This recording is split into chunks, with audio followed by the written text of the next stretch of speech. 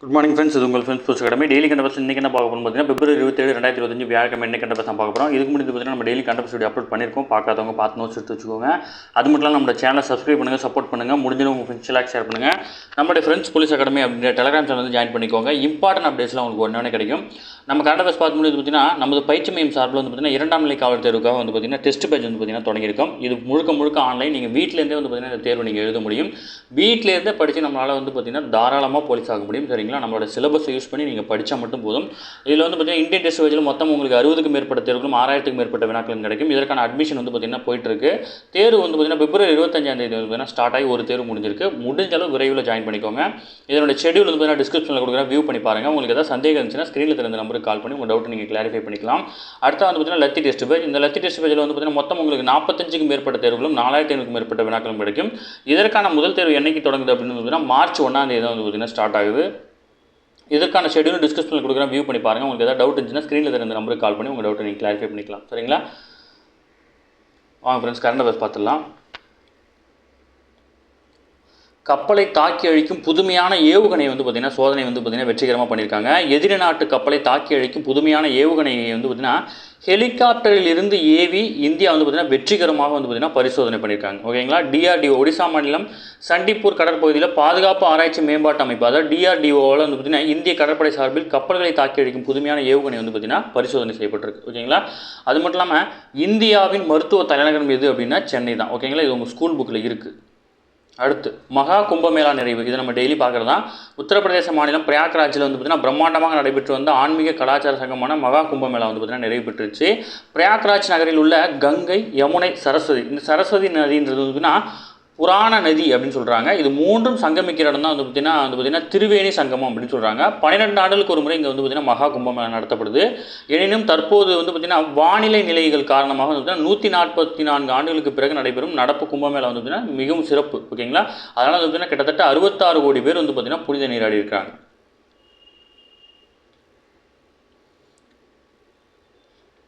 அடுத்து வாக்காளர்கள் வந்து பார்த்திங்கன்னா எப்போவுமே வந்து பார்த்திங்கன்னா தேர்தல் ஆணையம் உறுதுணையாக இருக்கும்னு சொல்லிட்டு வந்து பார்த்திங்கன்னா தலைமை தேர்தல் ஆணையர், இந்தியாவின் தலைமை தேர்தல் ஆணையர் யார் அப்படின்னா ஞானேஷ்குமார். முக்கியமான கொஸ்டின். ஓகேங்களா?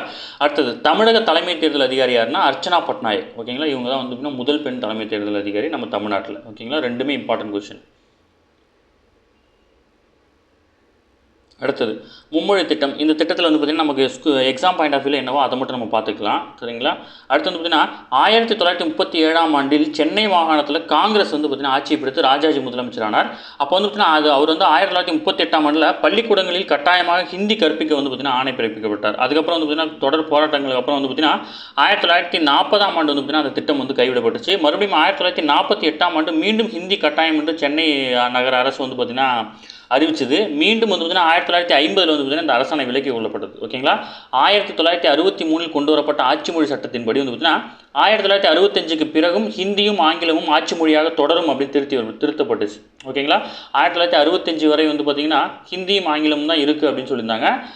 அதுக்கப்புறம் வந்து பார்த்திங்கன்னா ஆங்கிலத்தை எடுத்துகிட்டு ஹிந்தி மட்டும் வைக்கலாம் அப்படின்னு சொல்லிட்டு இருந்தாங்க. அதுக்கப்புறம் வந்து பார்த்திங்கன்னா 1965 அப்புறமும் அதே ஹிந்தியும் ஆங்கிலமும் தொடரும் அப்படின்னு வந்து பார்த்திங்கன்னா மாற்றிட்டாங்க. அடுத்து வந்து தமிழ்நாடு முதலமைச்சராக இருந்த பக்தவச்சலம் வந்து பார்த்திங்கன்னா 1964 மார்ச் மாதத்தில் வந்து பார்த்திங்கன்னா மும்மொழி கொள்கையை வந்து பார்த்திங்கன்னா அறிமுகப்படுத்துகிறாரு. ஹிந்தி எதிர்ப்பு போராட்டங்களை ஒருங்கிணைக்க தமிழக மாணவர்கள் வந்து பார்த்திங்கன்னா ஹிந்தி எதிர்ப்பு சங்கம் அப்படின்னு ஒன்று உருவாக்குறாங்க. ஜனவரி 25ஆம் நாளை வந்து பார்த்திங்கன்னா துக்க நாளாக அனுசரித்து அண்ணாவும் 300 திமுகவினரும் தடுப்பு காவலில் வந்து பார்த்திங்கன்னா சிறையில் அடைக்கப்பட்டிருக்காங்க. ஓகேங்களா? அடுத்து வந்து உலக தாய்மொழி நாள் வந்து தற்போது ரீசெண்டாக கொண்டாடணும், February 21. இது முக்கியமான கொஸ்டின் உங்கள் ஸ்கூல் புக்கில் இருக்குது. ஓகேங்களா? இந்த உலக தாய்மொழி தினம் எதை மையமாக வச்சு கொண்டாடுறோம் அப்படின்னு பார்த்தீங்கன்னா 1952 வங்கதேசத்தில் வந்து பார்த்திங்கன்னா மொழி போராட்டத்துக்கு எதிராக வந்து பார்த்திங்கன்னா மாணவர்கள் வந்து பார்த்திங்கன்னா நிறைய பேர் வந்து பார்த்திங்கன்னா உயிரிழந்துட்டாங்க. அதை நினைவு கூறும் வகையில் தான் வந்து பார்த்திங்கன்னா ஒவ்வொரு ஆண்டும் February 21 வந்து உலக தாய்மொழி தினம் கொண்டாடுறோம். ஓகேங்களா? அது மட்டும் இல்லாமல் 1939ஆம் ஆண்டு தமிழ்நாட்டில் நடந்த ஹிந்தி எதிர்ப்பு போராட்டத்தில் வந்து பார்த்திங்கன்னா நடராசன், தாளமுத்து இவங்களாம் வந்து பார்த்திங்கன்னா உயிர் இழந்திருக்காங்க. ஓகேங்களா? இதெல்லாம் வந்து பார்த்திங்கன்னா உங்கள் டிஎன்பிசியில் கேட்குற கேள்வி தான், அதனால் ஞாபகப்படுத்த மறுபடியும். ஓகேங்களா?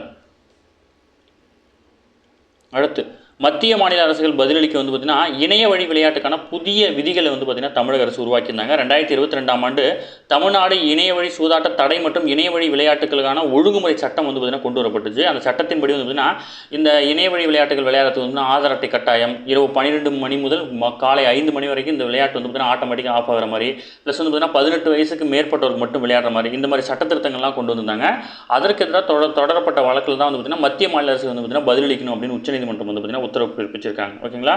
அடுத்து வந்து பார்த்திங்கன்னா குற்றம் இழைக்கும் அரசியல் தலைவர்களுக்கு வாழ்நாள் தடை விதிக்க நாடாளுமன்றத்துக்கு தான் அதிகாரம் இருக்குன்னு சொல்லிட்டு மத்திய அரசு வந்து பார்த்திங்கன்னா பிரமாண பத்திரம் வந்து தாக்கல் பண்ணியிருக்காங்க. ஓகேங்களா. இதில் வந்து பார்த்திங்கன்னா குற்றவாளிகள் என்று தீர்ப்பளிக்கப்படும் அரசியல் தலைவர்கள் தேர்தலில் போட்டியிட வாழ்நாள் தடை விதிப்பது குறித்து முடிவெடுக்கும் அதிகாரம் நாடாளுமன்றத்துக்கு மட்டும்தான் உள்ளது அப்படின்னு சொல்லிட்டு உச்சநீதிமன்றத்தில் வந்து பார்த்திங்கன்னா மத்திய அரசு தெரிவிச்சிருக்காங்க. இதில் வந்து பார்த்திங்கன்னா மக்கள் பிரதிநிதித்துவ சட்டத்தில் வந்து பார்த்திங்கன்னா 2 முக்கியமான பிரிவுகளை எடுத்து சொல்லியிருக்காங்க. அது என்னன்னு தெரிஞ்சுக்கணும். மக்கள் பிரதிநிதித்துவ சட்டம் பிரிவு 8 வந்து பார்த்திங்கன்னா குறிப்பிட்ட குற்றங்களுக்கான தண்டனை பெற்ற அரசியல் தலைவர் ஒருவர் சிறை தண்டனை நிறைவு செய்த பின் 6 ஆண்டுகளுக்கு வந்து பார்த்திங்கன்னா அவர் தேர்தலில் போட்டியிட முடியாது. ஓகேங்களா. அதேமாதிரி சட்டப்பிரிவு 9 என்ன சொல்லுது அப்படின்னா ஊழல் அல்லது அரசுக்கு விரோதமாக நடவடிக்கையில் ஈடுபட்டதற்காக பணி நீக்கம் செய்யப்பட்ட அரசு பணியாளர்கள் 5 ஆண்டுகளுக்கு அரசு பணிகளில் வந்து பார்த்திங்கன்னா ஈடுபட முடியாது. ஓகேங்களா. இதுதான் அந்த சட்டப்பிரிவு சொல்லுது. ஜஸ்ட் தெரிஞ்சுக்கோங்க.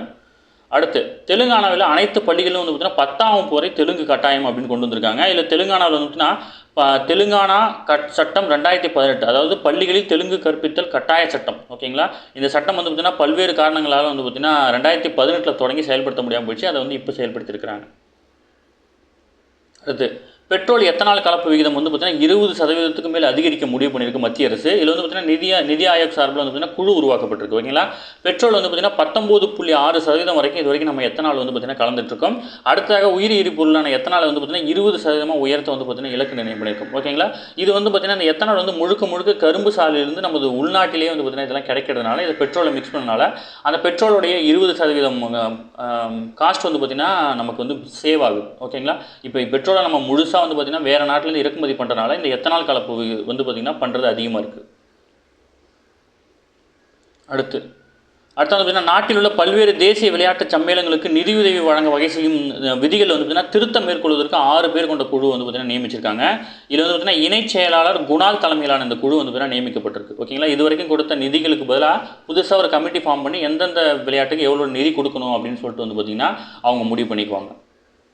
அடுத்தது இந்தியா ஆப்பிரிக்கா இடையான பரஸ்பர நன்மை பயக்கும் உறவு வந்து எப்போவுமே இருக்கும் அப்படின்னு சொல்லிட்டு வெளியுறவுத்துறை அமைச்சரான ஜெய்சங்கர் தெரிவிச்சிருக்காரு. ஆப்பிரிக்காவினுடைய 4வது பெரிய வர்த்தக கூட்டாளி வந்து பார்த்திங்கன்னா இந்தியா அப்படின்னு தெரிவிச்சிருக்காரு. ஓகேங்களா. இருதரப்பு வர்த்தகம் வந்து பார்த்திங்கன்னா கிட்டத்தட்ட $10 கோடி எட்டுகிறது அப்படின்னு சொல்லியிருக்காரு. ஓகேங்களா. அடுத்தது அமெரிக்காவுடன் பொருளாதார ஒப்பந்த வரைவு தயாராக இருக்கிறதா வந்து பார்த்திங்கன்னா செலன்ஸ்கி தெரிவிச்சிருக்காரு. அதாவது பார்த்திங்கன்னா அமெரிக்கா வந்து எங்களுக்கு பாதுகாப்பு முழுமையாக கொடுக்குற மாதிரி இருந்தால் தங்களின் கனிம வளங்களின் தோண்டி எடுக்கும் உரிமையை அமெரிக்காவுக்கு அளிக்க தயாராக இருக்கிறதா வந்து பார்த்திங்கன்னா உக்ரைனுடைய அதிபரான விளாடிமிர் செலன்ஸ்கி வந்து பார்த்திங்கன்னா தெரிவிச்சிருக்காரு. ஓகேங்களா. இதில் வந்து பார்த்திங்கன்னா உக்ரைனுடைய தலைநகர் வந்து பார்த்திங்கன்னா கீவ். ஓகேங்களா. இது சமீபத்தில் போலீஸ் எக்ஸாமில் கேட்ட கேள்வி, அதனால் மார்க் பண்ணி வச்சுருக்கேன். ஓகேங்களா. அடுத்தது 2014ஆம் ஆண்டு வந்து பார்த்திங்கன்னா மார்ச் மாதம் 8ஆம் தேதி 239 பயணிகளுடன் கோலாலம்பூரிலிருந்து சீனாவின் பெய்ஜிங் நகருக்கு வந்து பார்த்திங்கன்னா MH370 அப்படின்ற விமானம் புறப்பட்டு சென்று காணாமல் போயிடுச்சு. அந்த காணா போன விமானத்தை தேடும் பணி வந்து பார்த்திங்கன்னா மீண்டும் தொடங்கியிருக்காங்க. நம்ம இது ஆல்ரெடி கரண்ட் அஃபேர்ஸில் பார்த்துருக்கோம். அடுத்து முக்கியமானது நேற்று நம்ம குரூப்பில் ஷேர் பண்ணியிருந்தோம். உலக தமிழாராய்ச்சி நிறுவன தலைவராக ஆர் பாலகிருஷ்ணன் வந்து பார்த்திங்கன்னா நியமிக்கப்பட்டிருக்கார். தமிழ் இலக்கியத்தில் இளநிலை முதுநிலை பட்டம் பெற்று இவர் தமிழிலேயே குடிமைப் பணி தேர்வு எழுதி வென்ற முதல் தமிழ் மாணவர் இவர் தான். ஓகேங்களா. இவர் ஆய்வாளர், படைப்பாளர், அது மட்டும் இல்லாமல் 15 நூல்கள் எழுதியிருக்கார். ஓகேங்களா. திராவிட மொழி குடும்பத்தின் பரவல், சிந்து சமய நாயகத்தின் பண்பாடு, தொல்தமிழ் தொன்மங்கள், சங்க இலக்கியங்கள் மற்றும் திருக்குறள் குறித்த இவரது செயல்பாடுகள் பங்களிப்பு இதெல்லாம் வந்து பார்த்திங்கன்னா முக்கியமாக வந்து பார்த்திங்கன்னா தமிழ் ஆராய்ச்சிக்கு மிகவும் பயனுள்ளதாக இருந்துச்சு. அதனால் வந்து பார்த்திங்கன்னா இவர் உலக தமிழாய்ச்சி நிறுவன தலைவராக வந்து பார்த்திங்கன்னா நியமிச்சிருக்காங்க. உலக தமிழாய்ச்சி நிறுவன தலைவராக ஆர் பாலகிருஷ்ணன் நியமிக்கப்பட்டுள்ள நிலையில் வந்து பார்த்திங்கன்னா அதற்கு முழு நேர இயக்குனர் வந்து பார்த்திங்கன்னா இது வரைக்கும் நியமிக்கப்படலை. ஓகேங்களா. இதுக்கு வந்து பார்த்திங்கன்னா இந்த நிறுவனத்துடைய இயக்குநராக கோபிநாத் ஸ்டாலின் கூடுதல் பொறுப்பாக வந்து பார்த்திங்கன்னா இதில் இருந்துட்டு இருக்காரு. அதுக்குன்னு வந்து பார்த்திங்கன்னா இன்னும் இயக்குனர் வந்து பார்த்திங்கன்னா நியமிக்கலை.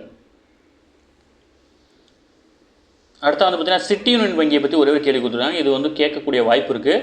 நாட்டின் வங்கி சேவையில் ரோபோ சிட்டி யூனியன் வங்கியை வந்து பார்த்திங்கன்னா முதல்ல அறிமுகப்படுத்திருக்கு. லட்சுமி என்ற ரோபோ வாடிக்கையாளருக்கு சுய சேவை பிரிவில் வந்து பார்த்திங்கன்னா சிறப்பாக செயல்படுது அப்படின்னு சொல்லியிருக்காங்க. ஓகேங்களா. இதுதான் வந்து பார்த்திங்கன்னா ஃபஸ்ட்டு லான்ச் பண்ணியிருக்காங்க. வங்கிகளில் வந்து பார்த்திங்கன்னா இந்த ரோபோ அறிமுகப்படுத்தியது வந்து பார்த்திங்கன்னா சிட்டி யூனியன் வங்கி தான். அதோட பேர் வந்து பார்த்திங்கன்னா லட்சுமி. ஓகேங்களா. ஓகே ஃப்ரெண்ட்ஸ், இன்னைக்கு கரண்ட் பஸ் இதை தாண்டி எதுவுமே கேட்க வாய்ப்பில்லை. டெய்லி கரண்ட் பஸ் டெய்லி பார்த்துருங்க. அப்போ தான் மந்த்லி வீக்லி படிக்கும்போது உங்களுக்கு ஈஸியாக இருக்கும். நம்ம சேனலை சப்ஸ்கிரைப் பண்ணுங்கள், சப்போர்ட் பண்ணுங்கள். முடிஞ்சளவு உங்கள் ஃப்ரெண்ட்ஸ்லாம் ஷேர் பண்ணுங்கள். நம்மளோட ஃப்ரெண்ட்ஸ் போலீஸ் அகாடமி அப்படின்ற டெலிகிராம் சேனல் வந்து ஜாயின் பண்ணிக்கோங்க. இம்பார்ட்டன்ட் அப்டேட்ஸ் உங்களுக்கு உடனே கிடைக்கும். அடுத்து வந்து பார்த்தீங்கன்னா நம்மளுடைய டெஸ்ட் பேஜில் இணையணும் அப்படி விருப்பப்பட்டீங்கன்னா ஸ்க்ரீனில் இருந்த நம்பருக்கு கால் பண்ணி உங்கள் டவுட் நீங்கள் கிளியர் பண்ணிக்கலாம். சரிங்களா? Thank you friends.